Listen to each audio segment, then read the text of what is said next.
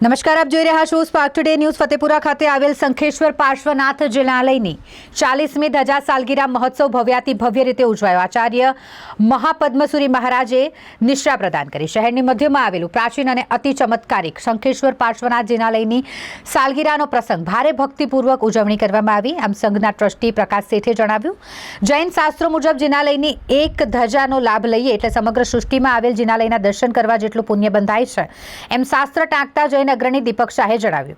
આજે કલિકુડ પાર્શ્વનાથ જિનાલયથી ધજા સાથેની વિશાળ શોભાયાત્રા બેન્ડ બાજા સાથે વાજતે ગાજતે આચાર્ય મહાપદ્મસુરી મહારાજ આદિથાણાની નિશ્રામાં ભારે ઉલ્લાસપૂર્વક નીકળી હતી.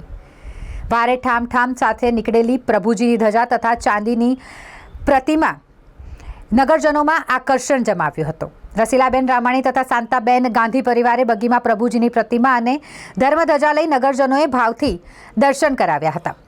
દરમિયાનમાં ફતેપુરા ખાતે 17 ભેદી પૂજા, દેશની પવિત્ર નદીઓના જળ તથા વિશેષ ઔષધિ અને સુગંધિત દ્રવ્યો સાથે પરમાત્માના અભિષેક કરવામાં આવ્યા. આ પ્રસંગે આચાર્ય મહાપદ્મસુરી મહારાજે જણાવ્યું કે કેવળ પરમાત્માની ધજા હોય તે ધજા દંડને જ અષ્ટપ્રકારી કરવાની હોય છે, બાકી બધા ધ્વજ દંડને દૂધ અને પાણીનો જ પક્ષાલ કરવાનો હોય છે.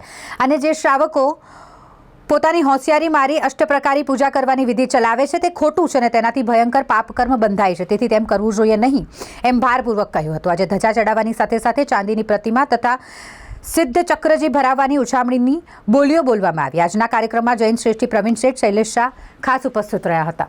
સાલગીરીનો આજનો મંગલમય અને પવિત્ર દિવસ દાદાને ધ્વજારોહણ થઈ વિશેષ કોઈ આજે વાત ન કરતા હર જગ્યા ઉપર અને હર સ્થાન ઉપર અમારી અવશ્ય એક પ્રેરણા હોય. જીન શાસનની અંદર તીર્થંકરનું પુણ્ય એ પરાકાષ્ઠાનું પુણ્ય એની પાસે છે. એના પછી બધા ગુરુ ભગવંત હોય કે દેવી દેવતાઓ હોય કે શ્રાવક અને શ્રાવિકા વર્ગ હોય, ઉત્તરતી કક્ષાના પુણ્યવાનો છે. ફાગણ સુદ તીજ 2 માર્ચ 2025 રવિવારના રોજ ફતેપુરા તીર્થ વડોદરા શહેરમાં શ્રી શંખેશ્વર પાર્શ્વનાથ જિનાલય ખૂબ જ પ્રભાવક સ્થળ છે.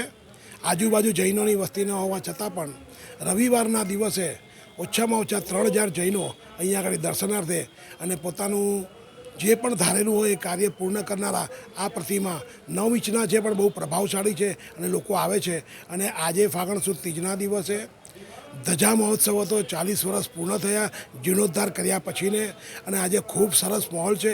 ઓછામાં ઓછા સવારથી અત્યાર સુધીમાં 2 થી 3000 માણસો આવીને ગયા, દર્શન કરીને ગયા. અને આચાર્ય મહારાજ અહીંયા આગળ પધારી ધજા મહોત્સવમાં ખૂબ સુંદર રીતે અમને આશીર્વચન આપ્યા.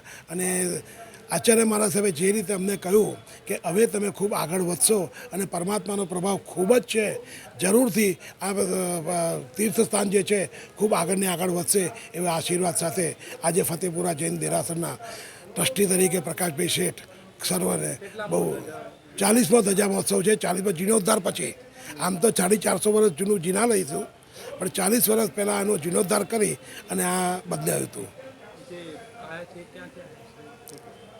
સાહેબજી કારેલીબાગથી આવ્યા છે. મૂળ વર્ણામાં એમનું સ્થાન છે, ત્યાંથી કારેલીબાગ આવ્યા અને કારેલીબાગથી અમે લોકોએ વિનંતી કરી અને પરમ પૂજ્ય આચાર્ય મહાપદ્મસુરીશ્વરજી મહારાજ સાહેબ અત્રે ધજા મહોત્સવમાં પધાર્યા. જેઓ ખુલ્લા પગે ચાલીને અત્રે મધ્યાહન બપોરના સમયે વિહાર કરીને કારેલીબાગ મુકામે જશે. મારું નામ પ્રકાશભાઈ શેઠ, ફતેપુરા જૈન દેરાસર પ્રમુખ.